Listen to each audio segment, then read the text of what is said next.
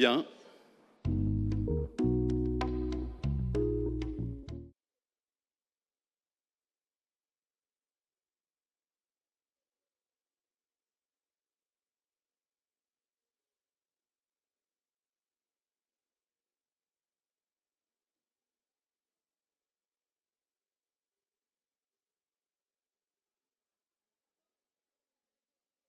Ah bon?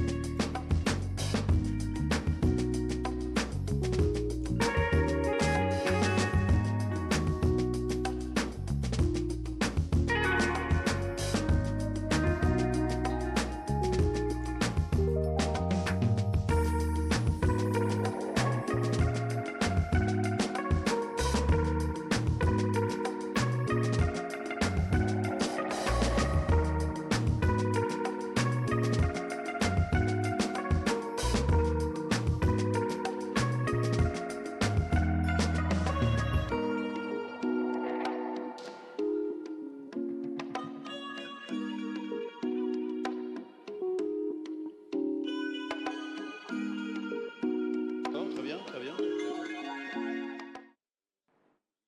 J'ai un train. À quelle heure? 17 heures et des brouettes. Oui, donc tu as une heure. Eh bien, nous poursuivons notre journée du salon maçonnique à Tours avec l'intervention de Philippe Foussier, ancien grand maître du Grand Orient de France, qui va nous évoquer pour nous la méthode maçonnique pour échapper aux injonctions du monde profane. Tu as la parole, mon frère. Merci à toi, bonjour à tous, mes frères, mes sœurs, mesdames et messieurs, s'il y a parmi vous des non-francs-maçons, peut-être. Très heureux d'être invité à m'exprimer devant vous. Je vais essayer de limiter mon propos dans le temps pour que nous puissions avoir un temps d'échange à sa suite. Je voudrais vous dire au préalable que cela a été indiqué, je suis membre du Grand Orient de France et que donc, non pas par esprit boutiquier, mais je vais vous présenter une approche qui est celle d'un membre du Grand Orient de France. Il peut y avoir des nuances, il peut y avoir des différences de situation au regard des traditions et des sensibilités qui parcourent le paysage maçonnique français, et donc je ne prétends pas parler d'abord au nom du Grand Orient de France lui-même, mais encore moins au nom de l'ensemble des obédiences. Donc ce que je vais vous dire, le point de vue que je vais vous exposer est corrélé à mon appartenance au Grand Orient de France, même si évidemment je ne suis pas là pour vendre mon obédience dans un esprit commercial, concurrentiel. Je suis tout sauf un sectaire, donc par conséquent, ces notions me sont étrangères. Alors, la méthode maçonnique pour échapper aux injonctions du monde profane, je considère que le rôle de la franc-maçonnerie, son rôle premier, son utilité, consiste d'abord à fabriquer des hommes et des femmes libres. Si la franc-maçonnerie fait plus et mieux, très bien. Mais d'abord, si elle s'en tient à ce rôle-là, je considère qu'elle a accompli la mission qui était la sienne. Si la franc-maçonnerie a évolué depuis 3 siècles, puisque en effet elle a un peu plus de 3 siècles maintenant, et notamment dans les îles britanniques, un petit peu moins sur le continent, si évidemment il y a eu des évolutions notables depuis 3 siècles, des invariants demeurent. Le franc-maçon, donc, le nouvel initié, va conquérir, en appartenant à la franc-maçonnerie, va conquérir un espace de liberté que ne lui autorise pas ou insuffisamment le monde profane. Il va pouvoir se délester de ses métaux, comme on dit, pour chercher en lui des ressources jusqu'à présent inexplorées ou insuffisamment explorées. Et donc, en se retrouvant en loge, les francs-maçons refusent de se laisser bercer par la société du spectacle que leur présente le monde extérieur. Ils sont présents dans les temples pour échapper temporairement à cette société. Pendant quelques heures par mois, pendant leur tenue, ils viennent échapper à cette société. Ils viennent pour l'observer, certes, mais surtout pour tenter de l'éclairer.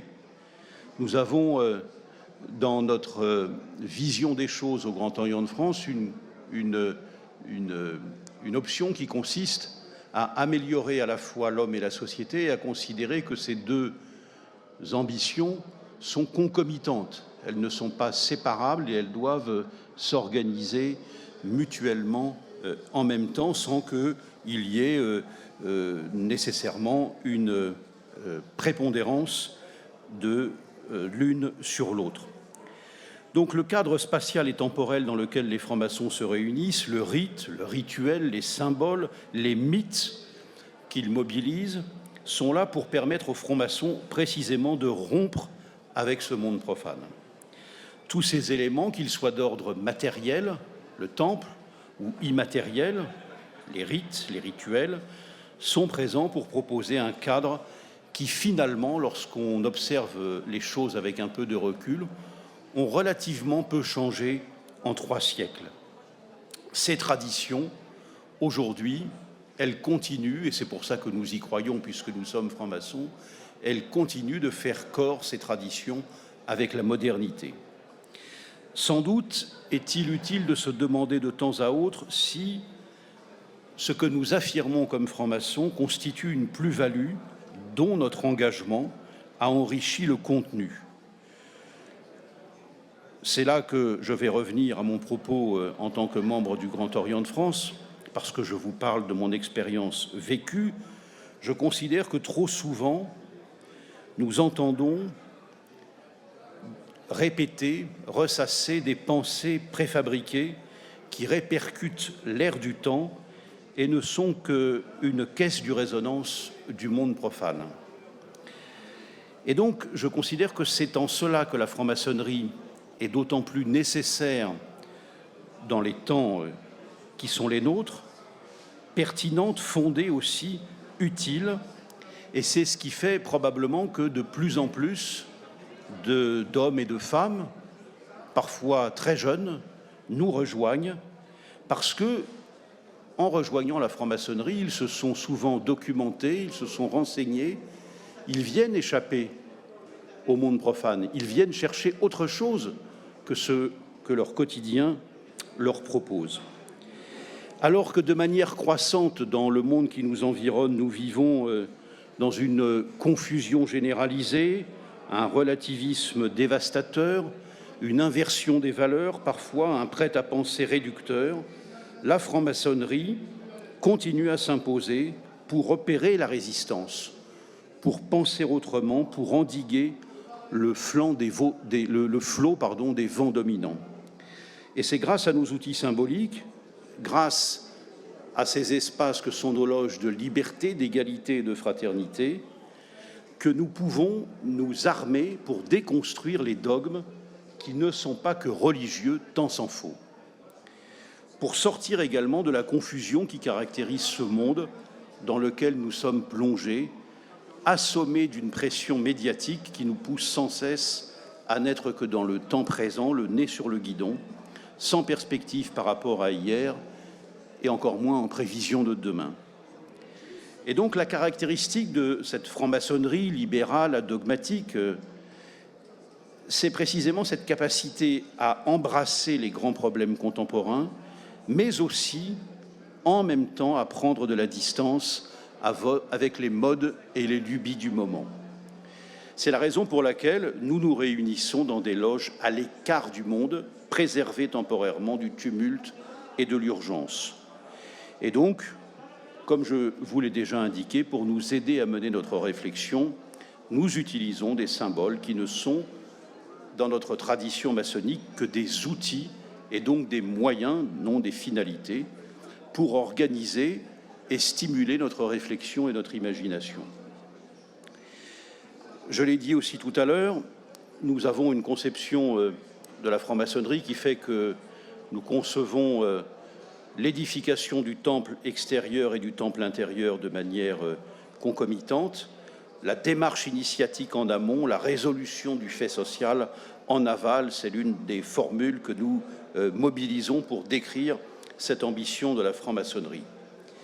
Et pour faire rayonner au mieux les principes qui sont les nôtres, il convient, je l'estime, au préalable d'en avoir maîtrisé le contenu, et je considère qu'il n'y a pas de maçon conséquent qui ne poursuive son cheminement initiatique sans une exigence d'acquisition, de transmission et de perfectionnement de ce que représente la franc-maçonnerie en termes culturels. Et cela nécessite bien sûr de pouvoir disposer d'une solide formation dans les loges pour les apprentis, pour les compagnons, qui ensuite deviendront des maîtres accomplis et qui seront chargés précisément de transmettre cet environnement culturel. Et donc, de ce point de vue, le retour régulier au texte fondateur de la franc-maçonnerie permet d'enrichir une relation parfois complexe entre l'histoire et la tradition. Une connaissance historique de la franc-maçonnerie et de ses pratiques, de ses rites, permet d'en retrouver le sens, l'esprit, le passé sans lesquels elle ne pourrait valablement travailler à son projet. On sait d'autant plus où on va qu'on sait d'où l'on vient. Alors, si le temps profane est là pour rappeler le franc-maçon à son existence matérielle, sans cesse, même s'il peut se réserver des échappatoires temporaires, le temps de la tenue est pour lui le moment sacré où le franc-maçon va pouvoir oublier, nier, fuir ce temps matériel, ces conditions d'existence matérielle. C'est en quoi la démarche maçonnique est une démarche essentiellement spirituelle. Au dehors du temple, le franc-maçon est un sujet inscrit dans une histoire et dans un entrelac de contingences. Il a une vie familiale, professionnelle, sociale, amicale. Il s'inscrit éventuellement dans des engagements. Il exprime des convictions, adhère à des causes, vit le cas échéant sa foi en une vérité révélée. Mais à l'intérieur du temple, il peut, et il doit même, selon moi, mettre à distance tous ces éléments, toutes ces caractéristiques qui l'incitent souvent à agir plus par le biais de réflexes que par une claire conscience de ses choix, à se définir donc davantage par des postures confortables que par des options librement choisies. Il peut, dès lors, en loge, renoncer à des pensées figées pour en interroger la pertinence et ainsi trouver dans le cadre et la démarche maçonnique une école d'émancipation. Beaucoup de francs-maçons dans nos rangs, mais ailleurs aussi, peuvent avoir des engagements politiques, syndicaux, associatifs de toutes sortes. Certains sont même des militants, des élus, mais lorsqu'ils franchissent la porte du temple, ils sont invités à se délester de leurs métaux. Ils ne sont plus, par définition, des propagandistes qui viennent répercuter ou réciter un discours préparé à l'extérieur. Ils ne viennent pas rechercher ou importer ce qu'ils trouvent ailleurs, ou alors c'est qu'ils se sont trompés d'adresse. Ils viennent bien plutôt chercher les voies et les moyens d'être libres, de se défaire de leurs réflexes et leurs habitudes de pensée. Ce qui, chacun en conviendra, n'est pas précisément ce qu'on attend d'un militant, qu'il soit militant politique, syndical, associatif ou que sais-je encore. C'est même l'exact inverse.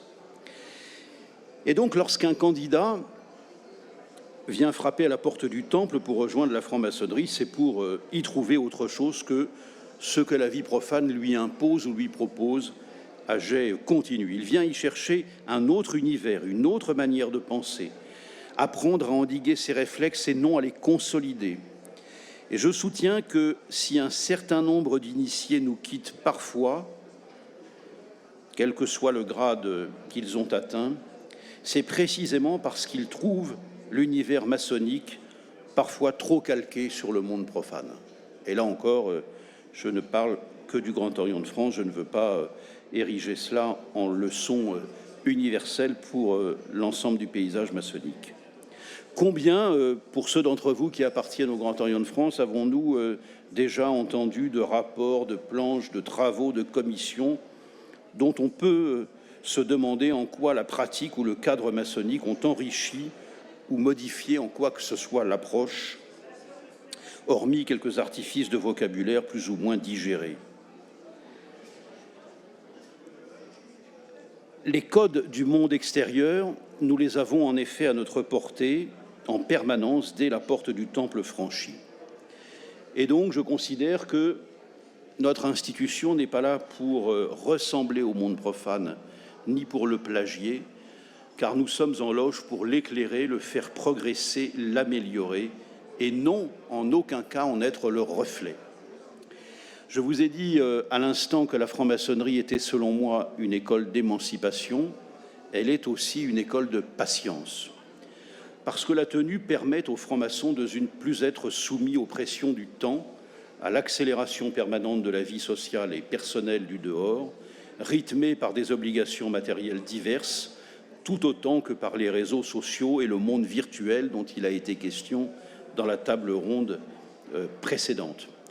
Au cours de la tenue, on peut en effet jouir d'une certaine lenteur, un privilège en voie de raréfaction. Et lorsque tout à l'extérieur nous enjoint à faire vite, à nous déplacer vite, à penser vite, à travailler vite, à trancher vite, décider vite, penser, bon, bref, tout faire vite, eh bien, la loge, elle nous permet précisément d'apprécier la lenteur des choses. Elle nous permet aussi échapper, parce que quand vous faites vite, vous êtes souvent réduit à des alternatives binaires. Oui, non, 1, 2. Il n'y a pas souvent le choix d'apprécier la complexité des choses.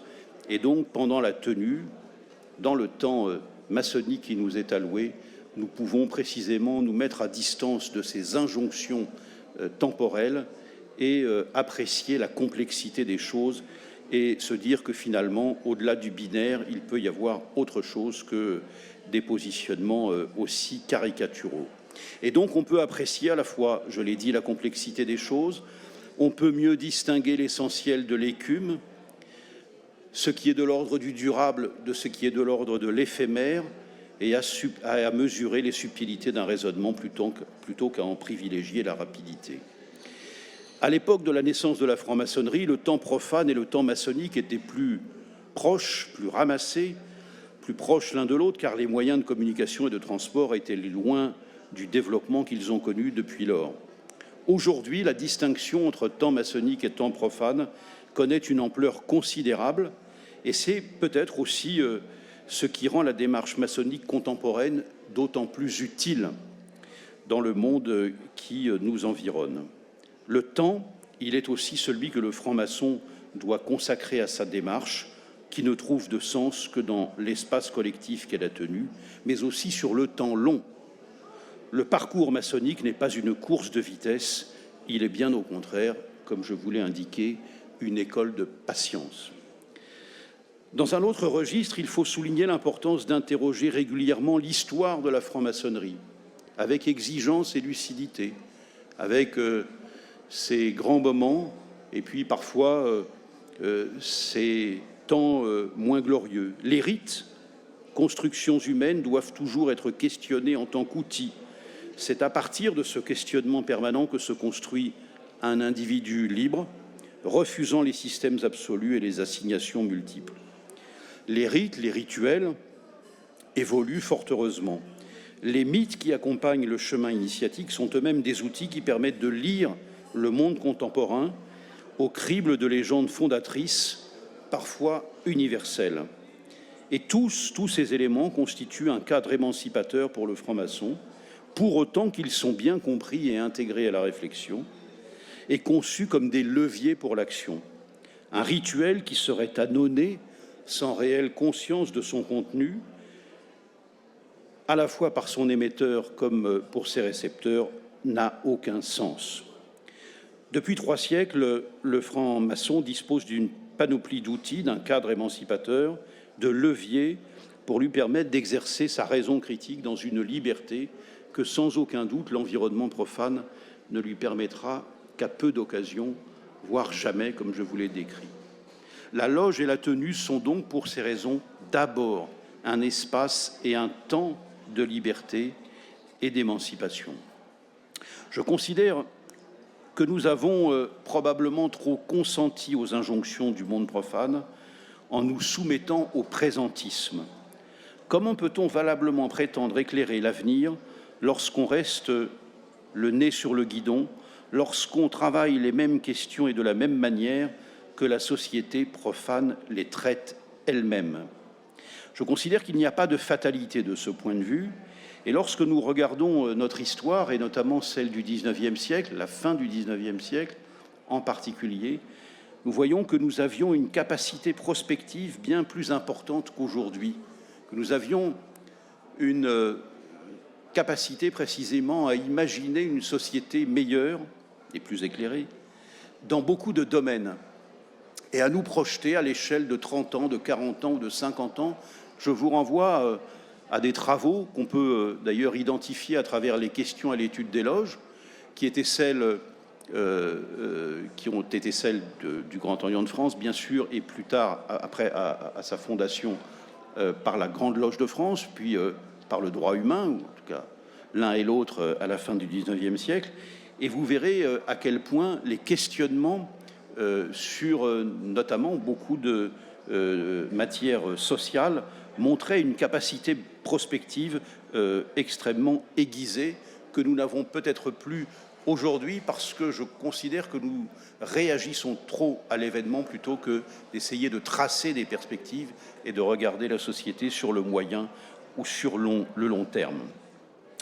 Il y a en effet un siècle ou un siècle et demi, cette franc-maçonnerie pensait véritablement la société de demain, voire d'après-demain, et encore une fois, on pourrait citer de nombreux exemples en matière sociale notamment.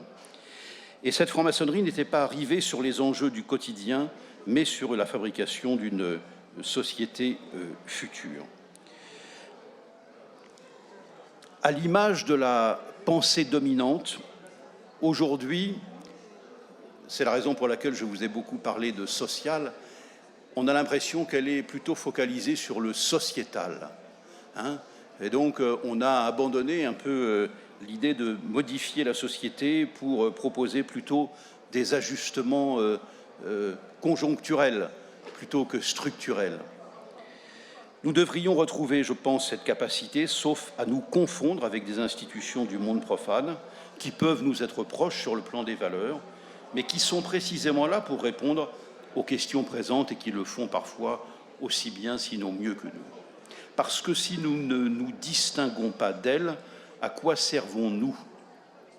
À relayer la pensée d'associations, parfois de partis politiques, à recycler des discours parfois entendus 1000 fois dans d'autres cénacles. Et moi, j'assume une approche un peu conservatrice des choses, et je préconise que nous tenions davantage le monde profane à distance, que nous cessions d'absorber l'air du temps comme des éponges et de refléter les pensées prémâchées comme des miroirs. Il nous faut, en effet, restaurer notre capacité à montrer le chemin, pour reprendre une formule de Marcel Samba. Alors Marcel Samba, c'était un franc-maçon du Grand Orient de France qui a eu des responsabilités à l'époque au Parti socialiste, et dans un convent du Grand Orient en 1910, il dit la chose suivante: vous ne vous limitez pas à l'heure présente aux problèmes posés à la société contemporaine. La franc-maçonnerie a toujours les yeux tournés vers l'avenir. Derrière le voile déchiré de la société actuelle, vous apercevez la société de demain, vous prêtez votre voix aux déshérités, vous préparez l'opinion aux transformations nécessaires. C'est vous, maçons, qui montrez le chemin. Lorsqu'on regarde les choses avec un peu d'exigence et un peu de lucidité, on se rend compte qu'aujourd'hui, les francs-maçons, ils courent un peu après l'événement plutôt que de le précéder. Et donc, je crois qu'il y a de quoi nourrir notre réflexion. Nous avons, je m'achemine vers la dernière partie de mon propos, nous avons, au lendemain du tricentenaire de la franc-maçonnerie, qui a été célébré il y a quelques années, l'ambition d'être d'abord un conservatoire du progrès que nous avons hérité du siècle des Lumières et qui contient des principes intemporels qui sont ceux d'humanisme et d'universalisme. Nous avons en effet, conservatoire du progrès, le devoir de le conserver pour le transmettre, parce que de toutes parts, ses adversaires relèvent la tête. Ils sont, selon les appellations, les différentialistes, les ethnicistes, les racialistes, les tenants du relativisme culturel, les partisans du tribalisme. Ils essentialisent sans cesse l'être humain, ils pratiquent l'assignation identitaire, et d'ailleurs l'identité est leur mot fétiche. Ils diffusent dans le corps social l'idée que nos différences sont plus importantes que nos ressemblances, que ce qui nous distingue doit être davantage valorisé que notre appartenance à une commune humanité. Ils veulent nous prendre en étau dans leur tenaille identitaire. Ils dénient à notre existence la possibilité de modifier notre essence. Ils se réjouissent d'un monde où le destin d'un individu est scellé dès la naissance par ses héritages.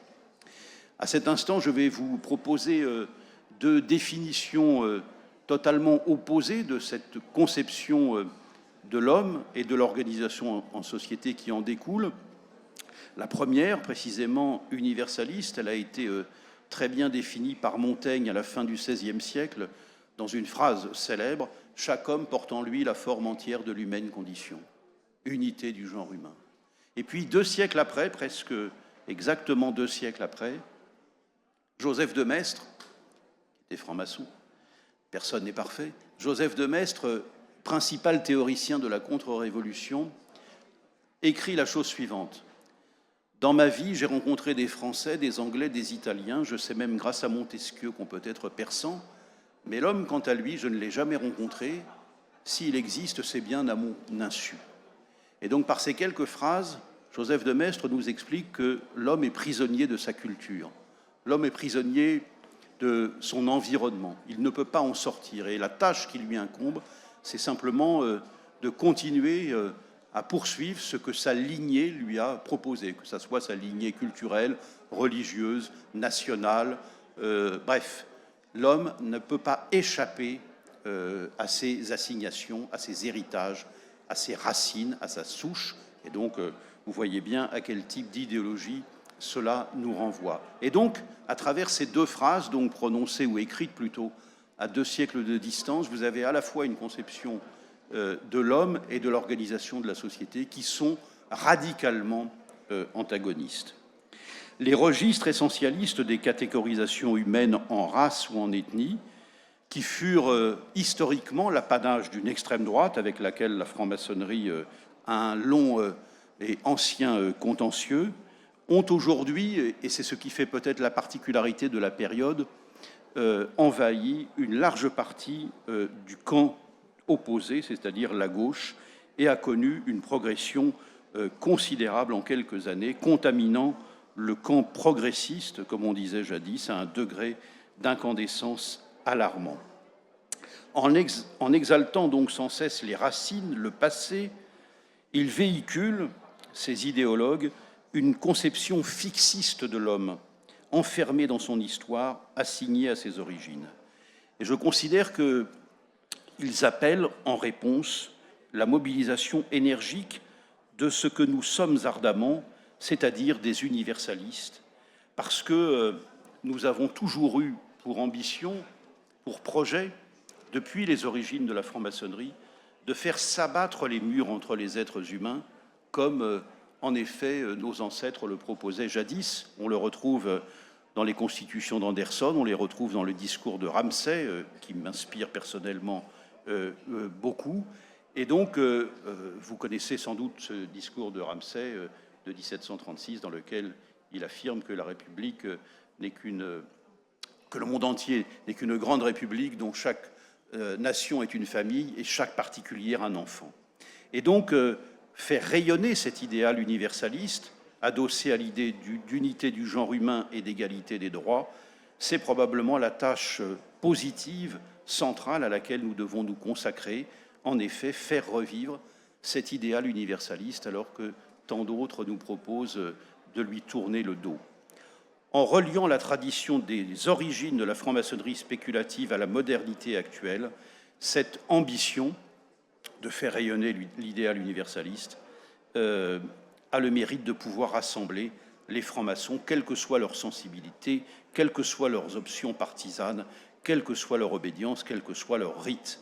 Et si on devait s'interroger sur l'utilité ou le sens de la franc-maçonnerie en ce début de deuxième quart du XXIe siècle, ils sont là, outre ce que je vous ai dit tout à l'heure et que je maintiens, outre l'ambition de fabriquer des hommes et des femmes libres, eh bien, c'est d'unir et de rassembler, tandis que d'autres s'évertuent sans cesse à distinguer, à séparer, à classer et à différencier.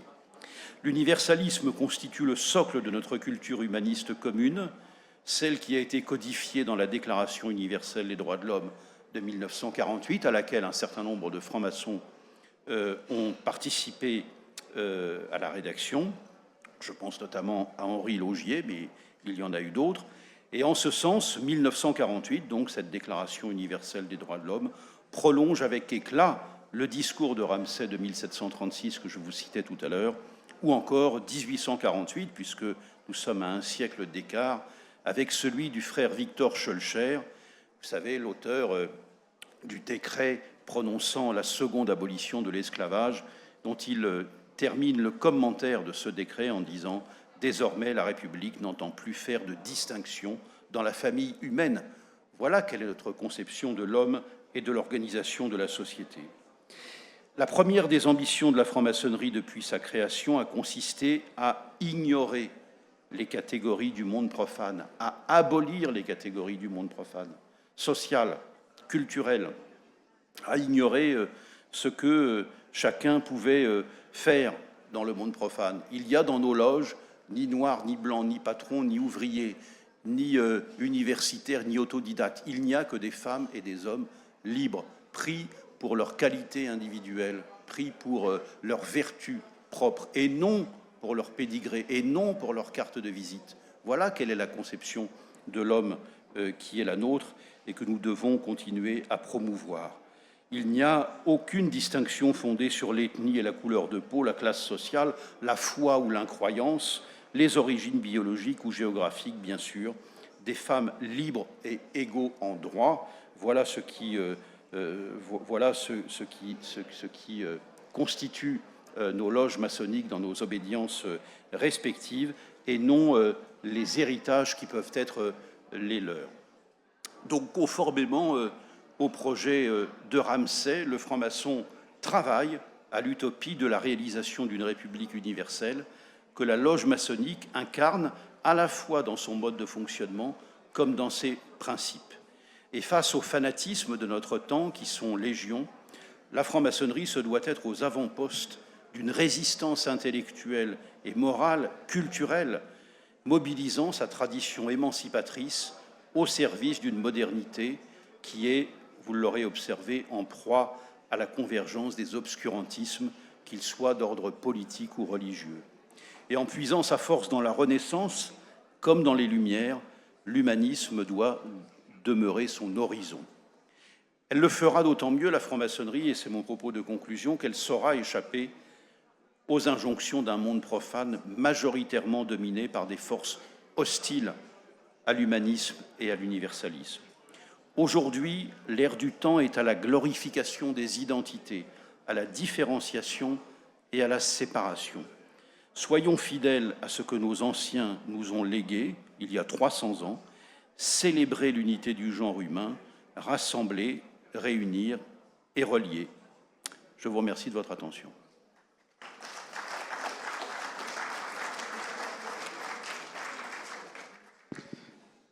Et je me tiens à votre disposition. Merci, mon frère, pour tes propos. Alors, y aurait-il dans cette assemblée de femmes et d'hommes libres quelques questions pour notre conférencier ?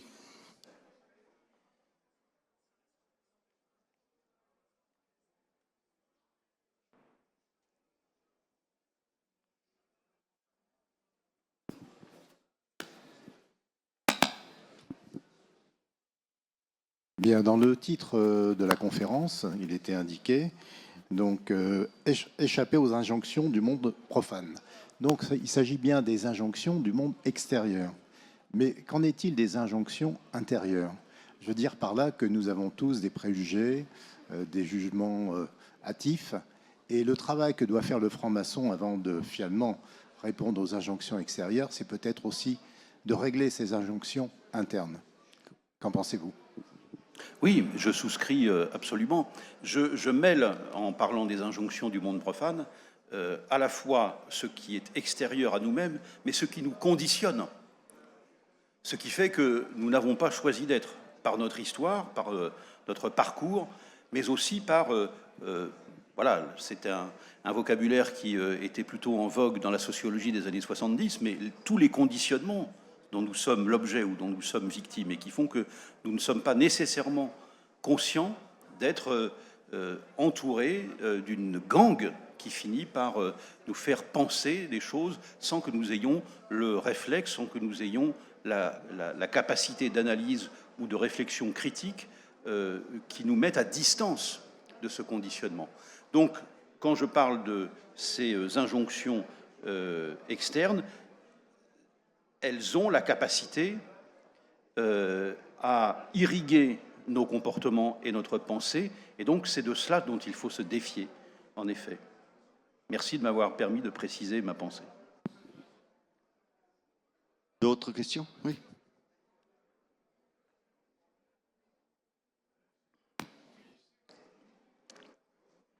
Bonjour, vous disiez regretter le fait de, au XIXe siècle, pouvoir regarder plusieurs années à l'avance. Il me semble qu'à cette époque, nous étions plutôt sur un profil linéaire de l'avancée des années. Aujourd'hui, il me semble qu'on est plus sur un rythme, on va dire, exponentiel. Donc, je me pose beaucoup de questions sur le fait de regarder en avance. Il était facile d'essayer de deviner ce qui allait arriver dans 20 ans, en 1900. Aujourd'hui, il me paraît très difficile d'imaginer ce qui va arriver dans 3 ans. C'est vrai que le rapport au temps n'est plus le même. L'accélération concerne tous les domaines de la vie et sociale et intime. Pour autant, vous savez que le XIXe siècle a été un siècle, en France notamment, particulièrement mouvementé, traversé par des révolutions monumentales. Politiques, on changeait de régime tous les 15 ans, économiques, la révolution industrielle qui a bouleversé l'ordre social, économique, des révolutions technologiques phénoménales, le chemin de fer, l'électricité, etc., etc. Et donc, je ne suis pas persuadé qu'on avait la capacité à imaginer pratiquement, de façon précise, ce que pouvait être le monde dans 20 ans ou dans 30 ans. Parce qu'encore une fois, est-ce que 20 ans avant l'irruption de l'électricité, on savait que ça allait advenir? Je ne suis pas sûr. Et pourtant, en effet, ça a bouleversé les choses, le chemin de fer, etc., etc., et beaucoup d'autres inventions, beaucoup d'autres avancées technologiques. Donc, je ne suis pas... Je comprends ce que vous voulez dire et je souscris partiellement. Je pense aussi que nous avons trop consenti au présentisme. Et donc, il y avait une capacité... Je regarde par exemple ce qui a été fait ou ce qui a été imaginé dans nos loges en termes d'avancée sociale pour la condition ouvrière, pour le logement, pour l'insalubrité, pour le statut des enfants, leur protection, notamment pour leur faire échapper au travail, sur la question des retraites, sur la question de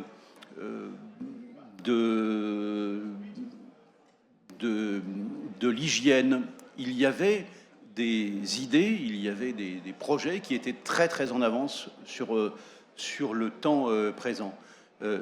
Le Code du travail, cette formidable avancée législative qui a permis de réunir toutes les dispositions dans un même code alors que les choses étaient dispersées auparavant et qui a permis en effet de faire avancer le droit social de façon significative à partir des années 1910-1920, ce sont à chaque fois des pensées, des options qui se sont détachées de la fixation sur le temps présent. Donc, bien sûr qu'aujourd'hui, notamment lorsqu'on regarde les avancées en matière technologique qui bouleversent nos certitudes et qui parfois sont remises en cause elles-mêmes dans des échéances beaucoup plus rapides qu'auparavant, cela néanmoins ne nous empêche pas d'observer que la condition de l'homme, de la femme bien sûr, de l'homme au sens large, au sens générique, la condition de l'homme demeure la même, et que ce que nous proposait Rabelais il y a 5 siècles en nous disant science sans conscience n'est que ruine de l'âme, peut encore s'appliquer aujourd'hui lorsque nous voyons ces évolutions technologiques qui bouleversent évidemment notre condition humaine d'une manière qu'on ne pouvait même pas imaginer il y a encore 30 ans ou 40 ans, à travers, en effet, l'intelligence artificielle, à travers l'homme augmenté, le transhumanisme, etc. Tout un tas de projets qui étaient absolument inimaginables il y a encore quelques décennies et qui viennent aujourd'hui percuter nos certitudes les plus établies. Mais si on se remet les choses bien en place, et notamment avec l'enseignement de Rabelais, dont je sais que j'y fais référence parce que je sais que c'est un peu un local de l'étape, je crois que ça nous permet de regarder les choses avec un peu de discernement.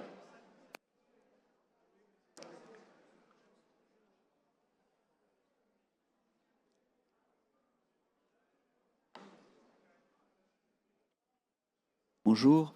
Je suis tout à fait convaincu, comme vous, que les hommes et les femmes francs-maçons ont très souvent dans l'histoire amélioré à la fois l'homme et la société. Malgré tout, le regard du monde profane sur la franc-maçonnerie reste souvent très négatif. Alors, comment se fait-il que tous ces hommes, on pense aussi à l'abolition de l'esclavage, et j'en passe et des meilleurs, vous l'avez évoqué, beaucoup d'évolutions très importantes. Que pouvons-nous nous faire pour que l'image dans le monde profane soit moins négative, à votre avis? Oula, si j'avais la recette, évidemment, je la vendrais très cher et je pense que je serais très riche. Il n'y a pas de recette miracle. Je pense que lorsque nous organisons des événements de ce type, nous nous exposons et nous essayons de répondre à des questions qui peuvent intéresser la société profane. Nos loges, nos obédiences organisent des opérations qui consistent à précisément proposer au monde profane de mieux nous découvrir. Nous avons des outils culturels, musées, qui sont mis à la disposition des profanes. Et pour ce qui concerne le musée du Grand Orient de France, celui que je connais, nous avons des visiteurs profanes en beaucoup plus grand nombre que des visiteurs maçons. Donc voilà, il y a une multitude d'outils que nous pouvons déployer pour mieux nous faire connaître, tout simplement. Après, il y a évidemment des discours à tenir, mais de toute façon, il ne faut pas se bercer d'illusions. On n'endiguera jamais l'antimaçonnisme qui existe depuis les origines, et en particulier dans le monde dans lequel nous sommes, qui est un monde latin, puisque, vous le savez, j'ai parlé tout à l'heure de la franc-maçonnerie anglo-saxonne, elle s'est déployée et elle se déploie toujours assez largement dans un environnement qui lui est plutôt favorable. Elle est un peu comme un poisson dans l'eau. Les choses ont un peu évolué, notamment dans les îles britanniques. Mais globalement, c'est une franc-maçonnerie qui n'a jamais rencontré de problème avec la société environnante, et notamment la société, et notamment les hiérarchies politiques et religieuses. Pour ce qui concerne notre univers à nous latins dominé par l'Église catholique, nous avons eu à affronter dès le départ l'hostilité du Vatican et de la monarchie absolue de droit divin. Ce n'était pas le cas en Angleterre lorsque la franc-maçonnerie s'est développée, et vous savez encore aujourd'hui que la Grande Loge unie d'Angleterre est dirigée ou de façon directe ou indirecte par un membre de la famille royale. En France, alors il y a eu des séquences où la direction de l'obédience ou des obédiences était assurée par des proches du pouvoir. Ça a même été le cas à plusieurs reprises au XIXe siècle. Ce n'est plus le cas aujourd'hui. Et donc nous avons connu dans notre histoire maçonnique depuis 3 siècles, un environnement qui parfois a été hostile, voire plus qu'hostile, et donc qui a généré un discours d'hostilité à notre égard. Et aujourd'hui, il connaît un déploiement probablement, peut-être pas dire sans précédent, parce que lorsque vous regardez l'antimaçonnisme de la fin du 19e siècle ou du début du 20e, dans l'entre-deux-guerres, c'était quelque chose d'absolument incandescent. Il y avait même un groupe politique à l'Assemblée nationale, ou à la Chambre des députés, on disait, alors, dans les années 1890, qui était le groupe antimaçonnique, qui se définissait comme tel. Alors, je crois qu'il y avait qu'une vingtaine ou une trentaine de députés, mais c'est vous dire à quel point on a connu dans notre histoire un antimaçonnisme forcené, et puis évidemment, il s'est concrétisé de manière paroxystique pendant la période de l'occupation, avec un maréchal Pétain qui a prononcé les lois antimaçonniques avant même les lois anti-juives. C'est dire l'obsession qui était la sienne à l'égard de la franc-maçonnerie. Donc aujourd'hui, nous voyons ressurgir toutes ces théories du complot qui sont agitées depuis 3 siècles, qui ont prétendu que la franc-maçonnerie avait organisé la Révolution française, enfin bon bref, des choses complètement ahurissantes. Et aujourd'hui, ça connaît un déploiement phénoménal pour des raisons qui tiennent au développement des réseaux sociaux. Et donc, nous sommes face à cette masse d'hostilité qui est démultipliée. Je crois que Jerry Pragman vous en a entretenu, si ce n'est pas immédiatement avant, mais en tout cas, il est l'un des spécialistes de ces questions. Voilà quelle est la réalité. Donc, il n'y a pas de recette miracle. Je pense que le mieux, c'est toujours d'aller au contact avec les profanes qui ont des interrogations, parce que le combat sur les réseaux sociaux, il est tout à fait inégal. Et ceux qui nous caricaturent, ceux qui veulent continuer à entretenir une vision frelatée de la franc-maçonnerie, auront probablement souvent, sinon toujours, le dessus.